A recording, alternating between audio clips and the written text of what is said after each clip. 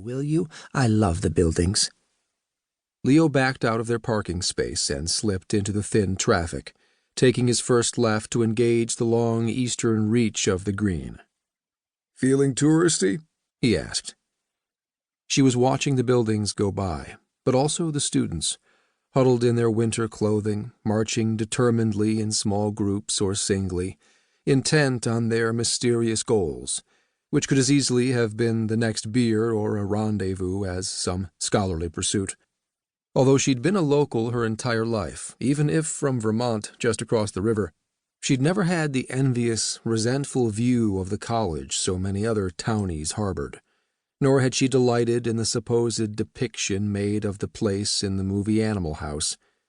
She worshipped education, and while her sons had become a police officer and a butcher and hadn't benefited from Dartmouth's offerings, she had made sure they developed an appreciation of music and literature and art, and she'd trained them to be analytical, appreciative, mindful, and kind.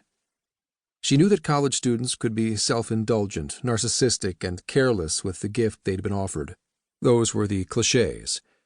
But as Leo slowly circled the green, quietly allowing for her meditation, she relished the fantasy she'd held forever, of places like this being the incubators of the mind, where kids learn to think, sometimes despite their best resistance.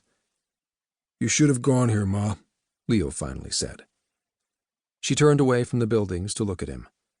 "I came close enough," she said after a thoughtful pause. "I got access to that library and passed along what you and Joe could bear.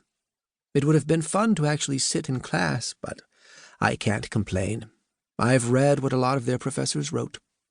Leo laughed again. "And you got to fall asleep in class. We were always taking books off your lap after you dozed off." She whacked his shoulder. "Once in a blue moon after spending all day chasing you two around." "You did good, Ma," he said after a pause. It was a gentle taunt. He delighted in mangling English around her, since she worked so hard not to do so herself. But this time, instead of correcting him, she chuckled and admitted, "I think I done good, too."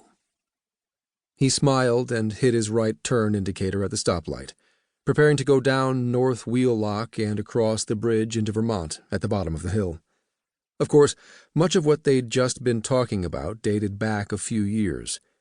His mother had slowed down recently, reading less and watching more television, and since landing in the wheelchair, she'd retired the use of that library card.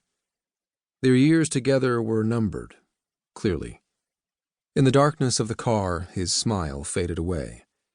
As silly as it sometimes sounded when he admitted it out loud, he'd lived with his mother all his life so far, and he was fair and square beyond middle age.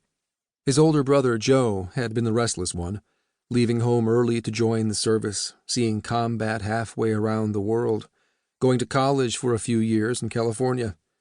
Even now he lived in Brattleboro, near the Massachusetts border, 60 miles to the south.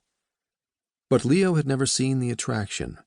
He and their mom lived in the farmhouse he'd been born in, and his room overlooked the fields his father had once tilled. When the old man died so many years ago, leaving behind 2 boys and a young widow, the 3 survivors had looked to one another for their grounding. Joe had used that as a springboard to go forth into the world. Leo had seen it as all he really needed. He began working at the market in Thetford Center, just down the hill from the farm, and settled into a life of dating girls lacking in serious intentions, working in the barn on old cars from the 60s, becoming the most highly prized butcher for 20 miles around, and establishing an easy and permanent friendship with his mother, which he knew was closing in on a natural end. "You're awfully quiet all of a sudden," she said softly. They had just reached the bridge spanning the Connecticut River, a newly rebuilt structure, which its designers had accessorized with a series of gigantic, evenly spaced concrete balls, a source of some humor in a school renowned for its testosterone. "Just thinking about the movie." She let it go. Whatever its virtues, white heat didn't merit an excess of reflection. Leo had something private on his mind, and she had a pretty good idea what it was, or what she feared it might be. While grateful for a lifetime of Leo's company,